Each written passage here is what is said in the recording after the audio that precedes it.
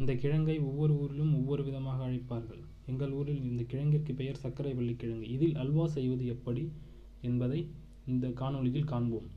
அதற்கு சர்க்கரை வள்ளி கிழங்கை நன்றாக கழுவி பின்பு அதை வைத்து எடுத்து அதன் மேலுள்ள தோல்களை நீக்கிவிட்டு இவ்வாறாக தோலை உரித்து கொண்டு பின்பு அதனை நன்றாக மசித்து எடுத்துக்கொள்வோம். மசித்து எடுத்துக்கொண்டதை ஓர் வாணலை வைத்து வாணலில் நெய் ஊற்றி பின்பு ஏலக்காய் முந்திரியினை போட்டு அதனுடன் இந்த நசுக்கி எடுத்து வைத்துள்ள சர்க்கரை வள்ளி கிழங்கை சேர்த்து அதனுடன் கொஞ்சமாக நீர் சேர்த்து நன்றாக கொதிக்க வைத்து பின்பு அதில் கெட்டிப்படாமல் நன்றாக கிண்டி கொண்டே இருந்தால் இவ்வாறான ஒரு பதத்திற்கு வரும். இவ்வாறான ஒரு பதத்திற்கு வந்தவுடன் அதனுடன் சற்று முந்திரி பயிரையும் சேர்த்து நன்றாக கிண்டி கொண்டே இருந்தோம் என்றால் பின்பு இதனை போன்ற ஒரு பதத்தில் வந்ததும் அதனை இறக்கிவிட வேண்டும். இறக்கிவிட்டு சுவைத்து பார்த்தீர்கள் என்றால் அப்படி ஒரு கணம்